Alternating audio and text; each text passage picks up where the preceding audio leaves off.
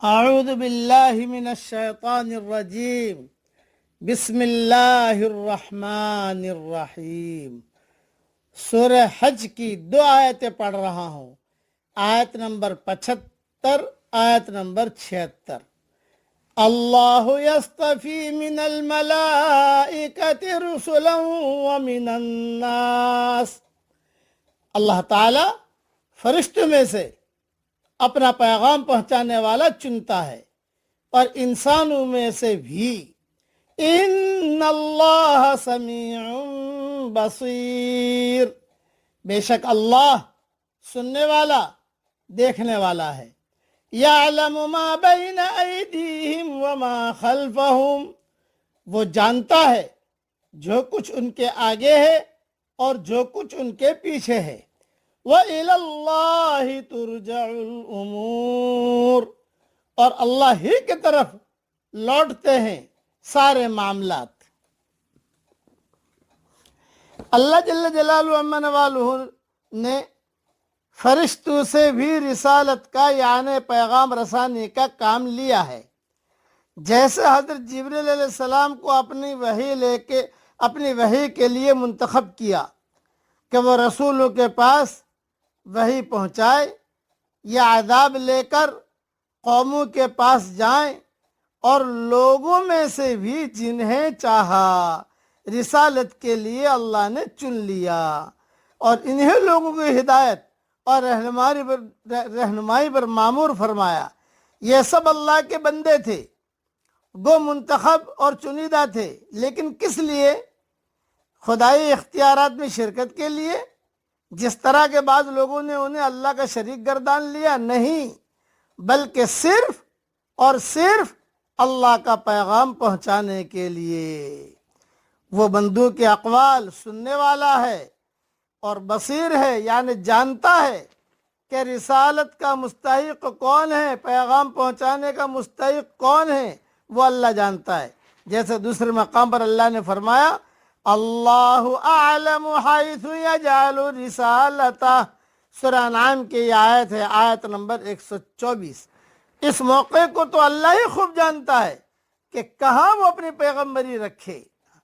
جب تمام معاملات کا مرجع اللہ ہی ہے تو پھر انسان اس کی نافرمانی کر کے کہاں جا سکتا ہے اور اس کے عذاب سے کیوں کر بچ سکتا ہے؟ کیا اس کے لیے یہ بہتر نہیں ہے کہ وہ اس کی اطاعت اور فرما برداری کا راستہ اختیار کر کے اس کی رضا حاصل کرے، اللہ جل جلالہ من والوں کی رضا حاصل کرے۔ اسی لیے ایک نصیحت یاد رکھنا، جب پردہ کھلے گا، یعنی کیا مطلب؟ خدا کی طرف سے جتنے پیغمبر آئے ہیں ان سب کے ساتھ ایک ہی مشترک حادثہ پیش آیا ہے۔ وقت کے اکابر نے ان کو نظر انداز کر دیا۔ جو لوگ ماحول کے اندر بڑائی کا مقام حاصل کیے ہوئے تھے، انہوں نے ان کو قابل التفات نہیں سمجھا۔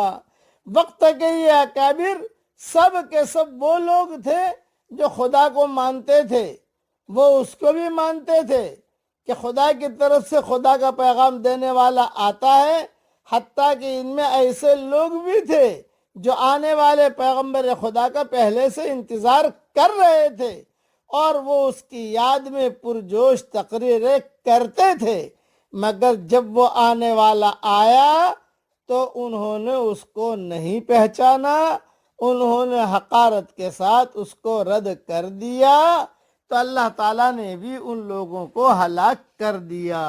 اور جو پیغمبر تھا، جو حق بات کو لے کر دنیا میں پھر رہا تھا یا اللہ کی بات پہنچا رہا تھا، اللہ جل جلالہ عما نوالہ نے اسے چمکایا، اور اس کی بات پر جو چلا، جو رسول آیا اور جو اخلاص کے ساتھ کام کرنے والا آیا، اور وہ لوگوں کو باتیں بتاتا گیا، لوگ پیچھے پیچھے چلتے گئے۔